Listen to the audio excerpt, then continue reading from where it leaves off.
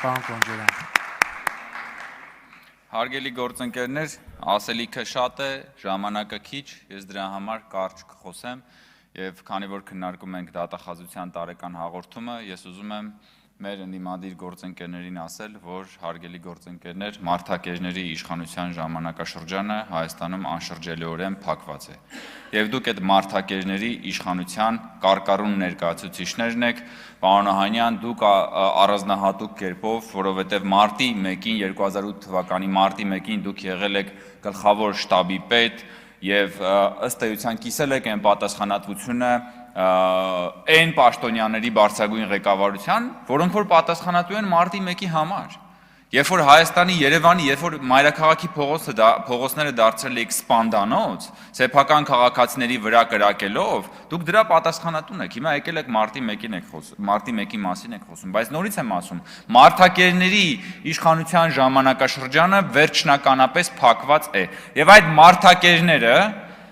պատերազմի եռագլուխ կուսակցության ֆորմատով այսօր ցանկանում են նորից վերադառնալ իշխանության, բայց ասել ենք ու ասելու ենք, դուք ձեր ծոծորակը կտեսնեք պատերազմի եռագլուխ կուսակցություն, բայց Հայաստանում այլևս իշխանություն չեք տեսնի, որովհետև ձեզ միավորում է Թալանը,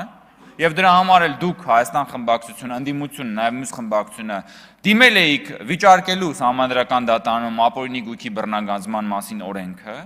ձեզ միավորում է քաղաքական սպանությունները, ու դրա համար դուք այսօր եկել եւ արդարացնում եք այն սպանության փորձերն ու ահաբեկչությունը, որոնք որ ահաբեկչության փորձերը, որ տեղի են ունեցել, ուրեմն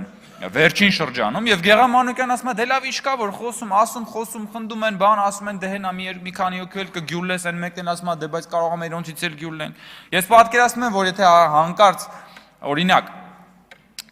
հոկտեմբերի 27-ի ահաբեկչությունը օրինակ կանխվեր,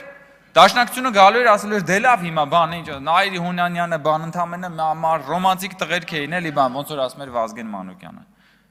Ուղղակի այս դեպքում, այն դեպքում այդ ահաբեկչությունը չի եղել կանխել, այս դեպքերում կանխվել է եւ այսօր այդ ձեր սրբազանը եւ մյուսները ճաղերի յետևում են ահաբեկչություն կազմակերպելու այդ փորձի համար։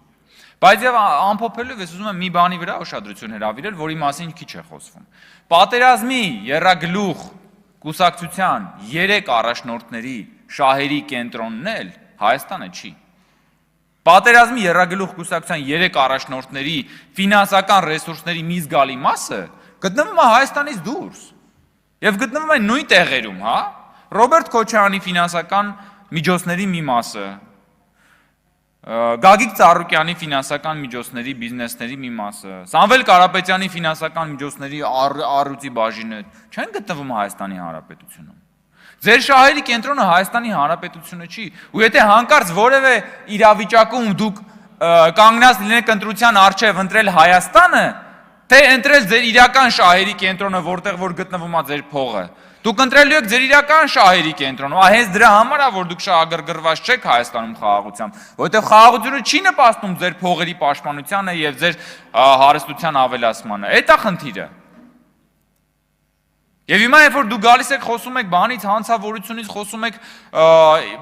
իրավական պետությունից եւ այլն, ժողովուրդ ջան, այդ ամենաթողության եւ մարդակերների իշխանության մեջ ծաղկել եք, դուք ծաղկել եք ձեր ունեցվածքը, ձեր ամեն ինչը։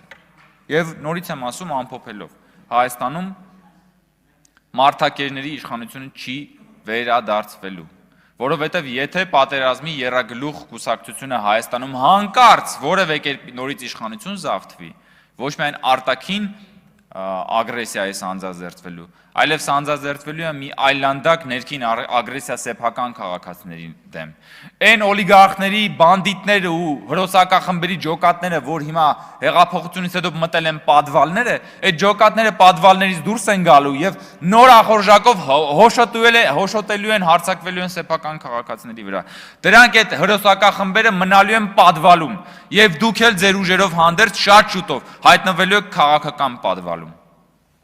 Շնորհակալություն, Տիկին գլխավոր դատախազ, համեցեք եզրափակիչ ելույթի համար։